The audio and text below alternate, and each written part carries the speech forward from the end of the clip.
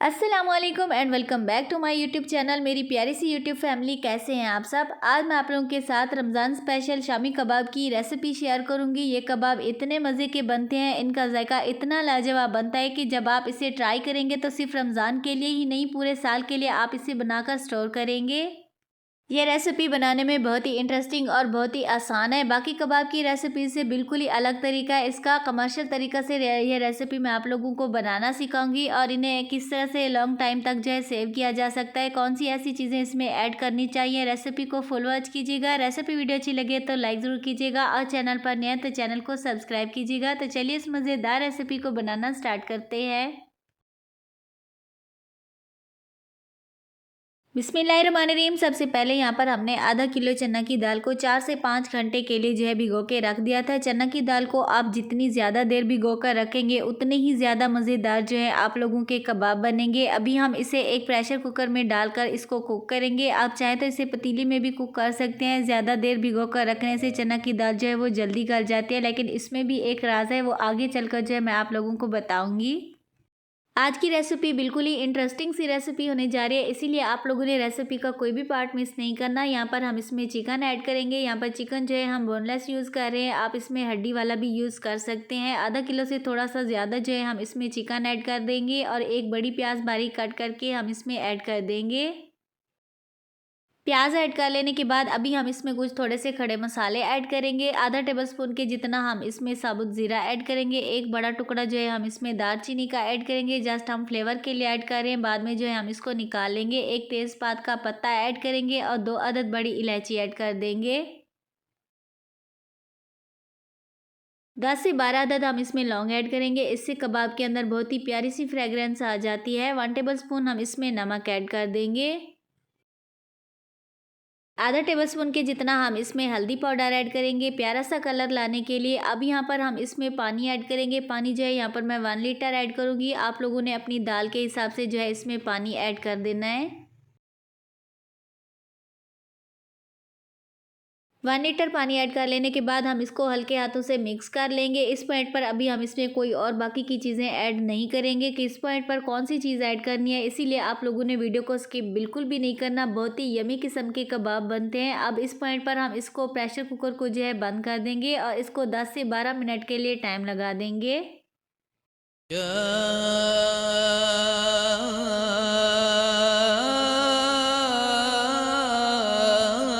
رمضان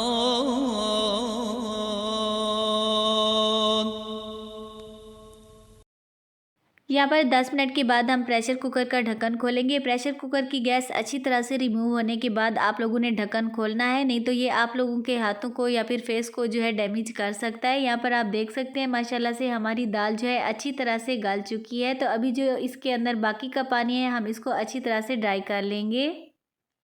5 से 7 मिनट मज़ीद कुक कर लेने के बाद यहाँ पर हमारी दाल जो है तकरीबन 98% तक कुक हो चुकी है। प्रेशर कुकर में गलाने का यही फ़ायदा होता है कि बाद में जो है हमें बहुत ही कम मेहनत करनी पड़ती है। इसके अंदर जितने भी खड़े मसाले थे हमने निकाल लिए थे। अभी जो है हम इसको ठंडा होने के लिए छोड़ देंगे।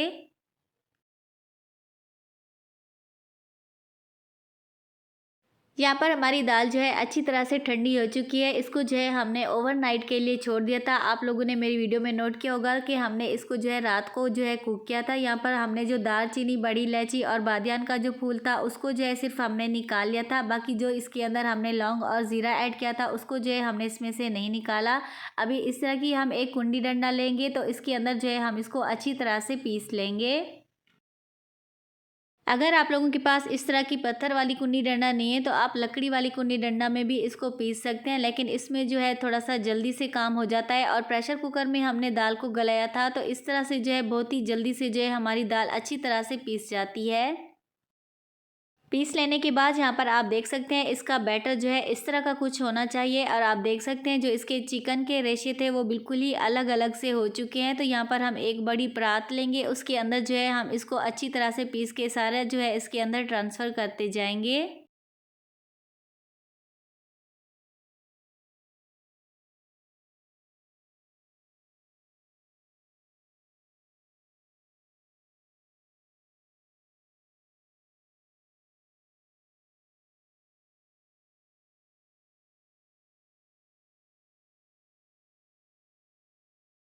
को जो है हमने अच्छी तरह से पीस लिया है। तो अभी हम इसमें स्पाइसेस ऐड करेंगे, क्योंकि फर्स्ट में भी हमने इसमें नमक ऐड किया था। अभी भी मज़ीद हम इसमें थोड़ा सा और नमक ऐड करेंगे। नमक मिर्च जो है आप अपने टेस्ट के अकॉर्डिंग कम या ज़्यादा कर सकते हैं, लेकिन इतनी मिकदार में जितने स्पाइसेस मैंने इसमें ऐड किए हैं बिल्कुल ही इनफ हैं। तो यहाँ पर 1 टेबल स्पून भर के हम इसमें लाल मिर्च पाउडर ऐड करेंगे। 1 टेबल स्पून भर के हम इसमें गरम मसाला ऐड करेंगे। 1 टेबल स्पून हम इसमें कूटा हुआ सूखा धनिया ऐड करेंगे। 2 टेबल स्पून के जितना हम इसमें fresh ginger garlic paste add कर देंगे, और साथ ही हम इसमें 1 टेबल स्पून से थोड़ा सा ज़्यादा हरी मिर्च का पेस्ट ऐड करेंगे। यकीन माने इससे हमारे कबाब का जो फ्लेवर है वो दुगना चुगना हो जाता है। यहाँ पर हम इसमें थोड़े से बारीक कट किया हुआ हरा धनिया के अंदर जो है थोड़ी सी बारीक कट की हुई पुदीने की पत्तियाँ भी ऐड कर देंगे। इससे बहुत ही कमाल का फ्लेवर आ जाता है। और साथ ही हम इसमें 1 अदद अंडा ऐड कर देंगे। अंडा ऐड कर लेने के बाद यहाँ पर हमारे सारे स्पाइसेस जो हैं कंप्लीट हो चुके हैं। अब इस पॉइंट पर मैं आप लोगों को एक और टिप देती चलूँ कि इस पॉइंट पर आप लोगों ने जो है इसकी तकरीबन 5 से 7 मिनट के लिए अच्छी तरह से मिक्सिंग करनी है। जितनी ज़्यादा आप इसकी मिक्सिंग करेंगे उतने ही मज़े के जो है फ्लेवरफुल आप लोगों के कबाब बनेंगे। इस पॉइंट पर मैंने वीडियो को स्किप बिल्कुल भी नहीं किया, ताकि आप लोगों को बता सकूं कि किस तरह से जो है आप लोगों ने अच्छी तरह से इसकी मिक्सिंग करनी है। वीडियो देखकर जो है आप लोग इसको फॉलो कर सकते हैं।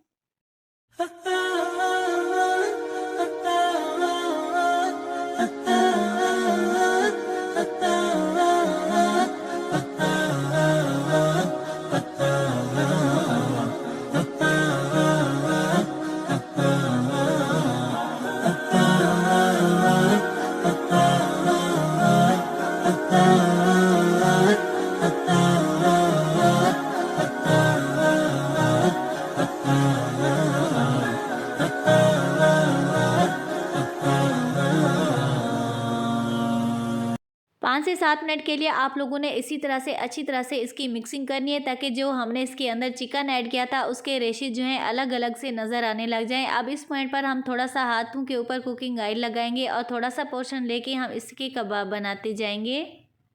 अगर आप भी मेरी रेसिपी को इसी तरह से फॉलो करते हुए कबाब बनाएंगे तो इंशाल्लाह आप लोगों के कबाब भी इसी तरह बिल्कुल ही परफेक्ट बनेंगे। और माशाल्लाह से आप देख सकते हैं कैसे परफेक्ट साइज़ के जो है हमारे कबाब बन रहे हैं। अगर आप लोगों के पास कबाब मेकर है तो आप उसकी हेल्प से भी इसके कबाब बना सकते हैं। यहाँ पर कबाब को जो है जिस बर्तन के अंदर आप लोगों ने रखना है उसको जो है आप लोगों ने हल्का सा कुकिंग ऑयल से ग्रीस कर लेना है, ताकि जब कबाब को आप लोग फ्रीज़ करें तो ये जल्दी से जो है रिमूव हो सकें। इसी तरह से हम अपने बाकी के भी कबाब बनाकर रेडी कर लेंगे।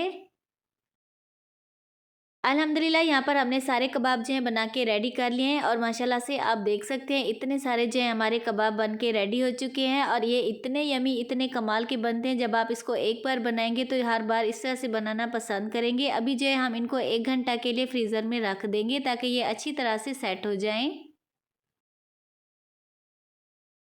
यहाँ पर 1 घंटा फ्रीज़र में रखने के बाद हमारे सारे कबाब जो हैं अच्छी तरह से सेट हो चुके हैं। अभी आप इन्हें जिस तरह से भी छेड़ेंगे ये बिल्कुल भी नहीं टूटेंगे। तो अभी हम इन्हें सारे बर्तनों से जो है अलग कर लेंगे, ताकि हम इनको फ्रीज़ कर सकें। इस पॉइंट पर अगर आप लोगों को मेरी रेसिपी वीडियो अच्छी लग रही हो तो प्लीज़ जल्दी जल्दी से वीडियो को लाइक कर दीजिए, और चैनल को अभी तक आप लोगों ने सब्सक्राइब नहीं किया तो ये आप लोगों की तरफ से सरासर ज़्यादती है। आप लोगों ने चैनल को ज़रूर से सब्सक्राइब कर देना है, और फ्रेंड्स और फैमिली के साथ लाजमी से शेयर करना है, ताकि आप लोगों की वजह से किसी का भला हो सके और कोई इस तरह से यमी रेसिपी को इंजॉय कर सके।